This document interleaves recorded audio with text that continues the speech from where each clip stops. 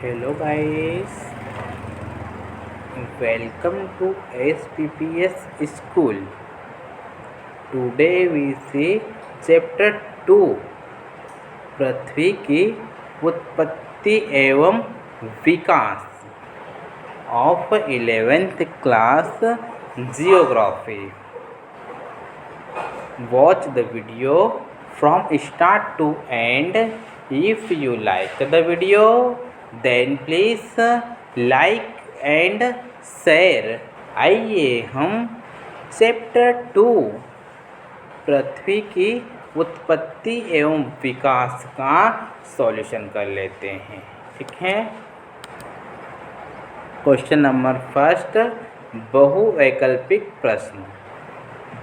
निम्नलिखित में से कौन सी संख्या पृथ्वी की आयु को प्रदर्शित करती है? ठीक है, निम्नलिखित में से कौन सी संख्या पृथ्वी की आयु को प्रदर्शित करती है? ऑप्शन देख लेते हैं। 46 लाख वर्ष, ठीक है, 46 लाख वर्ष, 460 करोड़ वर्ष, 13.7 अरब वर्ष, 13.7 खरब वर्ष। इसका राइट आंसर आ जाएगा 460 करोड़ वर्ष। ठीक है, नेक्स्ट देखते हैं, निम्न में से कौन सी अवधि सबसे लंबी है? ठीक है, इसे ध्यान समझेगा। निम्नलिखित में से कौन सी अवधि सबसे लंबी है? ठीक है, ऑप्शन देख लेते हैं। यान, महाकल्पिरा, कल्परेट, युग। तो इसका राइट आंसर आ जाएगा यान। ठीक है, नेक्स्ट देखते हैं, निम्न में से कौन सा तत्व, निम्न में से कौन सा तत्व वर्तमान वायुमंडल के निर्माण व संशोधन में सहायक नहीं है? आइए हम इसका ऑप्शन दें। सौर, पवन, गैस उत्सर्जन, विभेदन, प्रकाश संश्लेषण। तो इसका राइट आंसर आ जाएगा विभेदन। ठीक है, नेक्स्ट देखते हैं, निम्नलिखित में से भीतरी ग्रह कौन से हैं? निम्नलिखित में से भीतरी ग्रह कौन से हैं? ऑप्शन देखते हैं। पृथ्वी व सूर्य के बीच पाए जाने वाले ग्रह, पृथ्वी व सूर्य के बीच पाए जाने वाले ग्रह, सूर्य व क्षुद्र ग्रहों को की पट्टी के बीच पाए जाने वाले ग्रह। ठीक है, सूर्य व क्षुद्र ग्रहों की पट्टी के बीच पाए जाने वाले ग्रह, वे ग्रह जो गैसीय है। ठीक है, वे ग्रह जो गैसीय हैं, बिना उपग्रह वाले ग्रह। ठीक है, तो इसका राइट आंसर आ जाएगा सूर्य व क्षुद्र ग्रहों की पट्टी के बीच पाए जाने वाले ग्रह भीतरी ग्रह है। ठीक है, नेक्स्ट देखते हैं, पृथ्वी पर जीवन निम्नलिखित में से लगभग कितने वर्षों पहले आरंभ हुआ? ठीक है, एक बार फिर देखिए, पृथ्वी पर जीवन निम्नलिखित में से लगभग कितने वर्षों पहले आरंभ हुआ? ऑप्शन देख लेते हैं। 1 अरब 37 करोड़ वर्ष पहले। ठीक है, 1 अरब 37 करोड़ वर्ष पहले, 460 करोड़ वर्ष पहले, 38 लाख वर्ष पहले, 3 अरब 80 करोड़ वर्ष पहले। तो इसका आंसर आ जाएगा 3 अरब 80 करोड़ वर्ष पहले। ठीक है, नेक्स्ट क्वेश्चन देखते हैं, क्वेश्चन नंबर 2, निम्नलिखित प्रश्नों के उत्तर लगभग 30 शब्दों में दीजिए। ठीक है, निम्नलिखित प्रश्नों के उत्तर लगभग 30 शब्दों में दीजिए। पार्थिव ग्रह चट्टानी क्यों है? पार्थिव ग्रह चट्टानी क्यों है? इसका आंसर देखते हैं। पार्थिव ग्रह पृथ्वी की भांति ही सेलों और धातुओं से बने हैं। ठीक है, पार्थिव ग्रह पृथ्वी की भांति ही सेलों और धातुओं से बने हैं और अपेक्षाकृत अधिक घनत्व वाले हैं। ठीक है, और अपेक्षाकृत अधिक घनत्व वाले हैं। जनक तारे के बहुत नज़दीकी होने के कारण और अत्यधिक तापमान के कारण इन ग्रहों की गैसें संघनित नहीं हो पाए हैं। ठीक है, इन ग्रहों की गैसें संघनित नहीं हो पाए हैं और घनीभूत भी न हो सके। छोटे होने के कारण इनकी गुरुत्वाकर्षण शक्ति भी कम रही है। ठीक है, छोटे होने के कारण इनकी गुरुत्वाकर्षण शक्ति भी कम रही है, जिसके फलस्वरूप इनसे निकली हुई गैसें इन पर रुक नहीं सकी। ठीक है, क्या हुआ कि जिसके कारण इनके फलस्वरूप निकली हुई गैसें इन पर रुक नहीं सकी। पहले 4 ग्रह बुध, शुक्र, पृथ्वी और मंगल पृथ्वी पर कहे जाते हैं। ठीक है, पहले 4 ग्रह बुध, शुक्र, पृथ्वी और मंगल पृथ्वी ग्रह कहे जाते हैं। नेक्स्ट क्वेश्चन देखते हैं, पृथ्वी की उत्पत्ति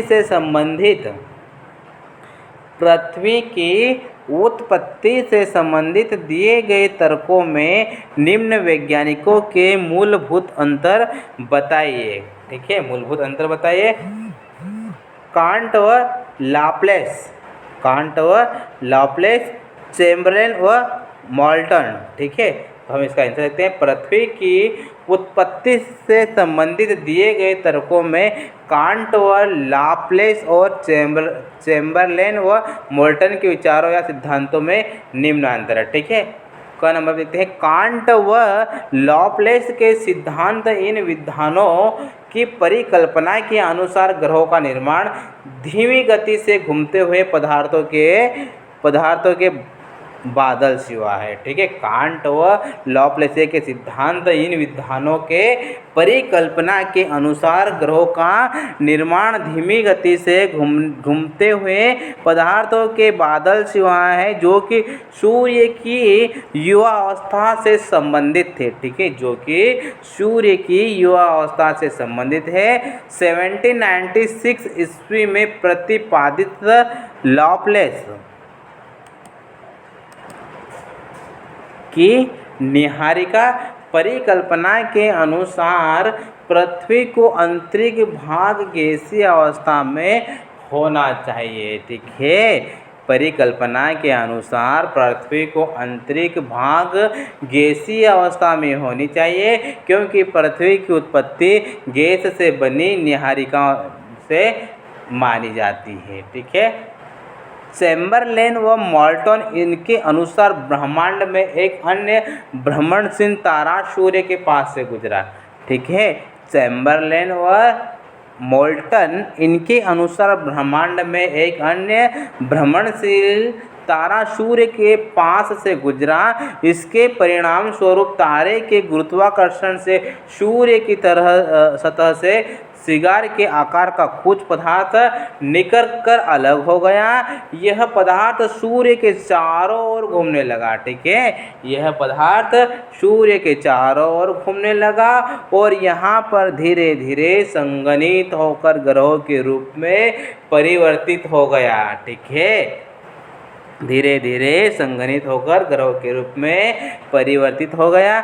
नेक्स्ट क्वेश्चन देखते हैं, विभेदन प्रक्रिया से आप क्या समझते हैं? विभेदन प्रक्रिया से आप क्या समझते हैं? इसका आंसर देखते हैं। पृथ्वी की उत्पत्ति के दौरान और उत्पत्ति के तुरंत बाद अत्यधिक ताप के कारण पृथ्वी के कुछ भाग पिघल गए हैं। ठीक है, पृथ्वी की उत्पत्ति के दौरान और उत्पत्ति के तुरंत बाद अत्यधिक ताप के कारण पृथ्वी के कुछ भाग पिघल गए और तापमान की अधिकता के कारण ही हल्के और भारी घनत्व के मिश्रण वाले पदार्थ घनत्व में अंतर के कारण अलग होने शुरू हो गए। ठीक है, इसी अलगाव से भारी पदार्थ जैसा लोहा पृथ्वी के केंद्र में चले गए और हल्के पदार्थ पृथ्वी की सतह या ऊपरी भाग की तरफ आ गए। समय के साथ ये ठंडे हुए और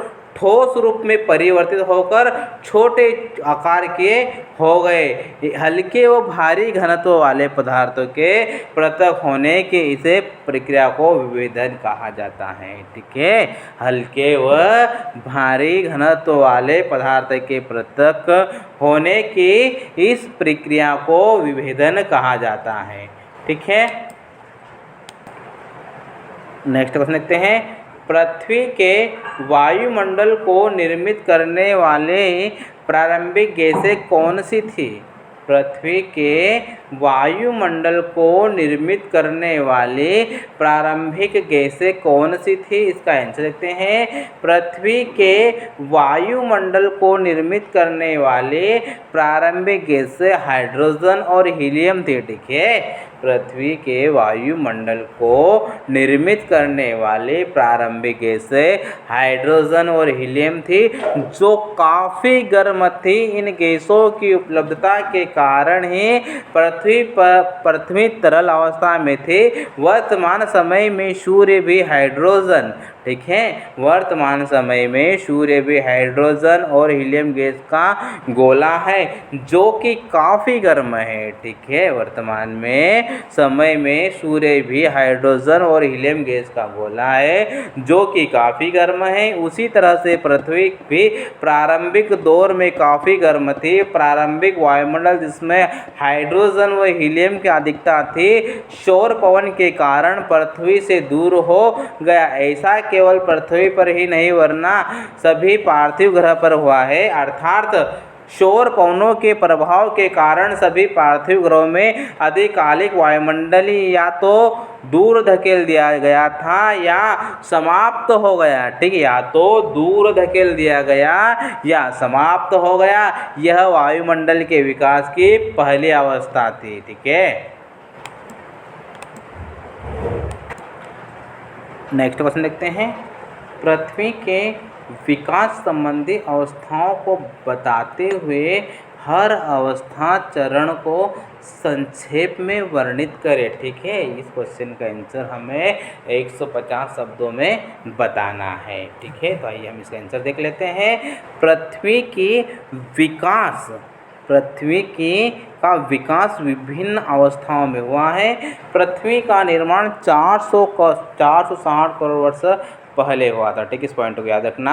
पृथ्वी का निर्माण 460 करोड़ वर्ष पहले हुआ। उस वक्त पृथ्वी तरल अवस्था में, ठीक है, उस वक्त पृथ्वी तरल अवस्था में थी, क्योंकि पृथ्वी पर हाइड्रोजन और हीलियम गैस की अधिकता थी। ठीक है, क्योंकि पृथ्वी पर हाइड्रोजन और हीलियम गैस की अधिकता थी, जो कि काफ़ी गर्म होती है। ठीक है, बाद में अत्यधिक ताप के कारण पृथ्वी आंशिक रूप से द्रव अवस्था में रह गई और ताप की अधिकता के कारण ही हल्के और भारी घनत्व के मिश्रण वाले पदार्थ घनत्व में अंतर के कारण अलग होने शुरू हो गए। इसी अलगाव में भारी पदार्थ जैसे लोहा पृथ्वी के केंद्र में चले गए और हल्के पदार्थ पृथ्वी की सतह या ऊपरी भाग की तरफ आ गए। समय के साथ ये और ठंडे हुए और ठोस के रूप में परिवर्तित होकर छोटे आकार के हो गए। अंततः में पृथ्वी की भूप्रपट्टी के रूप में विकसित हो गए। ठीक है, वर्तमान में वायुमंडलीय विकास की 3 अवस्थाएं हैं। ठीक है, वर्तमान में वायुमंडल के विकास की 3 अवस्था है। प्रारंभिक वायुमंडलीय जिसमें हाइड्रोजन व हीलियम की अधिकता थी। ठीक है, प्रारंभिक वायुमंडल जिसमें हाइड्रोजन व हीलियम की अधिकता थी, सौर पवन के कारण पृथ्वी से दूर हो गया। पृथ्वी के ठंडा होने और विभेदन के दौरान इसके अंदरूनी भाग से बहुत सी गैसें और जलवाष्प बाहर निकले। ठीक है, इसमें बहुत से गैसें और जलवाष्प बाहर निकले। इसी से आज के वायुमंडल का उद्भव हुआ। आरंभ में वायुमंडल में जलवाष्प, नाइट्रोजन, कार्बन डाइऑक्साइड, मीथेन व अमोनिया अधिक मात्रा में और स्वतंत्र ऑक्सीजन बहुत कम थी। ठीक है, स्वतंत्र ऑक्सीजन बहुत ही कम थी। ऐसा माना जाता है कि जीवन का विकास लगभग 380 करोड़ वर्ष पहले आरंभ हुआ। एक कोशिकीय जीवाणु से आज के मनुष्य तक जीवन के विकास का सार भूवैज्ञानिक काल माप क्रम से ज्ञात किया जा सकता है। ठीक है।